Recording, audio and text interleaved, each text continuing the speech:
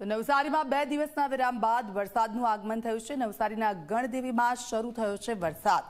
અજરાઈ, ધમચાડા, અમલસાડ સહિતના વિસ્તારોમાં વરસાદી માહોલ છે। વરસાદને કારણે અંબિકા નદીની પાણીની સપાટી સતત વધી રહી છે। આપ જુઓ, દક્ષિણ ગુજરાતમાં વરસાદનું જોર છે। હવામાન વિભાગે જે આગાહી કરી હતી તે પ્રમાણે જ 2 દિવસના વિરામ બાદ ફરી એકવાર વરસાદ શરૂ થયો છે। ત્યારે જે અંબિકા નદી છે તેની પાણીની સપાટી સતત વધી રહી છે। અજરાઈ, ધમડાચા, અમલસાડ સહિતના જે વિસ્તારો છે ત્યાં 2 દિવસ બાદ ફરી વરસાદી માહોલ જોવા મળી રહ્યો છે। આપ જુઓ, અત્યાર સુધી દક્ષિણ ગુજરાત અને સૌરાષ્ટ્રમાં સારો એવો વરસાદ અત્યાર સુધીનો વરસી ચૂક્યો છે અને હજી પણ હવામાન વિભાગ તરફથી આગાહી વરસાદને લઈને કરવામાં આવી છે। સૌરાષ્ટ્ર અને દક્ષિણ ગુજરાત પર વરસાદનું જોર સૌથી વધારે રહેવાનું છે। ત્યારે નવસારીમાં 2 દિવસના વિરામ બાદ વરસાદ શરૂ થયો છે અને આપ જુઓ, અલગ અલગ જે વિસ્તારો છે ત્યાં વહેલી સવારથી વરસાદ।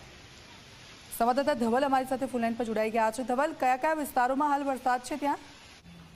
સીધા જો વાત કરવામાં આવે તો નવસારીમાં વહેલી સવારથી જ વરસાદી માહોલ બન્યો છે। ખાસ કરીને ગણદેવી તાલુકો જે છે એમાં ધોધમાર વરસાદ વરસી રહ્યો છે। નવસારી શહેર અને નવસારી સાથે જલાલપુર અને એ વિસ્તારોમાં પણ વરસાદ તો શરૂ થયો છે, પણ જે ગણદેવી છે એમાં ધોધમાર વરસાદ છે। મહત્વની વાત કરવામાં આવે તો 2 દિવસથી રેડ એલર્ટ, ઓરેન્જ એલર્ટ એ રીતના એલર્ટ પણ હતા, હવામાન વિભાગની આગાહી પણ હતી, પણ વરસાદ જરા પણ ટીપું પણ પડ્યો ન હતો। પરંતુ આજે જે છે વહેલી સવારથી જે વાતાવરણ બન્યું છે અને વરસાદ મન મૂકીને વરસી રહ્યો છે અને લોકો જે છે એમને સવારે હાલાકી પડી હતી, કારણ કે ધોધમાર વરસાદને કારણે જે શાળાએ જતા બાળકો હોય, નોકરિયાતો હોય, એમને તકલીફ પડી હતી। પરંતુ હાલ જે વરસાદ છે એ થોડો થંભ્યો છે, ઝરમર વરસાદ ચાલી રહ્યો છે, પરંતુ વાતાવરણમાં ઠંડક પ્રસરી છે। જી બિલકુલ, આભાર ધવલ, આપની પાસેથી અપડેટ્સ લેતા રહીશું।